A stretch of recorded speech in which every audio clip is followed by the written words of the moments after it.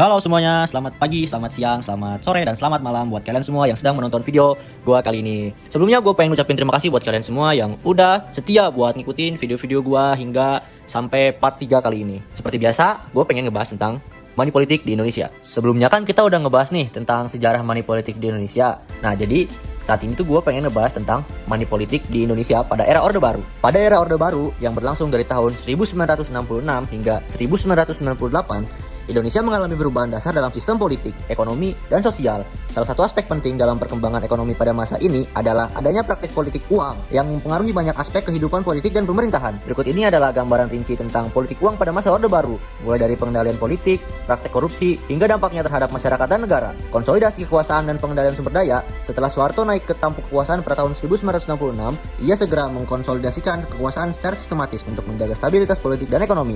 Namun, dalam proses ini, Soeharto dan pemerintahannya semakin mengandalkan politik uang untuk mengamankan posisinya dan menciptakan iklim yang lebih menguntungkan bagi kepentingan pribadi kelompok-kelompok tertentu. Selanjutnya, Soeharto menciptakan sistem patronase yang memperkuat kedudukan dirinya dan kroni-kroninya. Ia mendistribusikan kekuasaan politik kepada berbagai kelompok yang mendukungnya dengan memberikan mereka akses terhadap sumber daya ekonomi, kontrak bisnis, dan proyek-proyek pembangunan. Hal ini memungkinkan elit politik untuk mengontrol sumber daya yang sangat besar, yang pada gilirannya menghasilkan praktik politik uang. Soeharto dan partai politik yang berada di bawah pengaruhnya, seperti golongan karya, membutuhkan dana besar untuk memenangkan pemilu.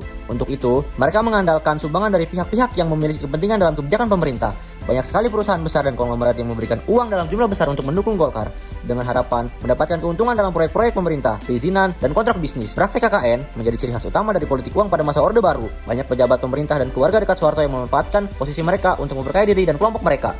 Banyak pejabat pemerintah yang memanfaatkan jabatan mereka untuk memperoleh keuntungan pribadi, baik dalam sektor uang maupun sumber daya lainnya. Korupsi merajalela di berbagai sektor, termasuk di dalam proyek-proyek pembangunan, sektor pertambangan, dan kebijakan perizinan. Banyak perusahaan besar dan konglomerat yang bekerja sama dengan pemerintah untuk mendapatkan kontrak dan proyek. Dalam hal ini, pengusaha yang dekat dengan pemerintah atau anggota keluarga Soeharto akan mendapatkan proyek-proyek besar dan keuntungan bisnis yang sangat besar. Sementara pesaing yang tidak memiliki hubungan politik seringkali terpinggirkan. Soeharto juga dikenal karena memberikan posisi penting kepada anggota keluarga dan kerabat dekatnya.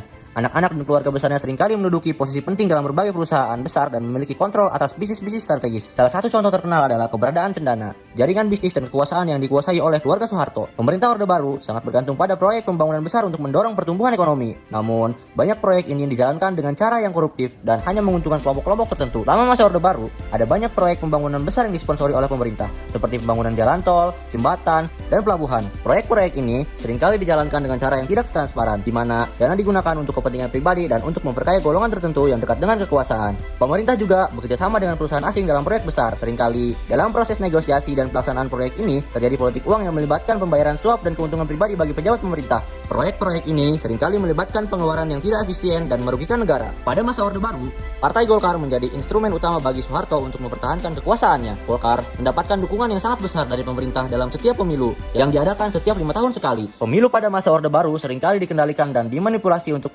memastikan kemenangan Golkar. Soeharto menggunakan berbagai cara untuk memenangkan Golkar, seperti memberikan uang dan fasilitas kepada para pemilih, serta memberikan tekanan kepada partai-partai politik lain untuk tidak mengancam posisi Golkar. Dalam pemilu, terutama pada tingkat lokal, terjadi praktik politik uang secara luas. Para calon anggota legislatif dan pejabat lokal seringkali memberikan uang kepada pemilih untuk membeli suara mereka. Ini dilakukan dengan cara memberi uang langsung atau memberikan barang-barang kebutuhan pokok untuk mempengaruhi pilihan politik warga. Pemerintah Orde Baru juga mengendalikan sektor-sektor ekonomi strategis dan birokrasi untuk mendukung kepentingan politik mereka. Dalam hal ini, penguasa menggunakan politik uang untuk mengatur kebijakan ekonomi dan birokrasi agar menguntungkan diri mereka dan kelompok mereka. Banyak pejabat birokrasi yang menggunakan posisi mereka untuk memanfaatkan sumber daya negara demi kepentingan pribadi atau kelompok. Dalam banyak kasus, kebijakan yang diambil oleh birokrasi cenderung berpihak kepada kepentingan-kepentingan bisnis yang mendukung pemerintah. Meskipun seringkali kebijakan tersebut tidak mencerminkan kepentingan rakyat, kelompok-kelompok elit yang dekat dengan Soeharto mendominasi sektor-sektor penting ekonomi, termasuk sektor pertambangan, perkebunan, dan industri. Kelompok-kelompok ini mendapatkan izin dan konsesi yang sangat menguntungkan. Sementara perusahaan atau individu yang tidak memiliki hubungan politik seringkali kesulitan untuk beroperasi. Politik uang selama masa Orde Baru memiliki dampak yang sangat besar terhadap masyarakat dan negara Indonesia.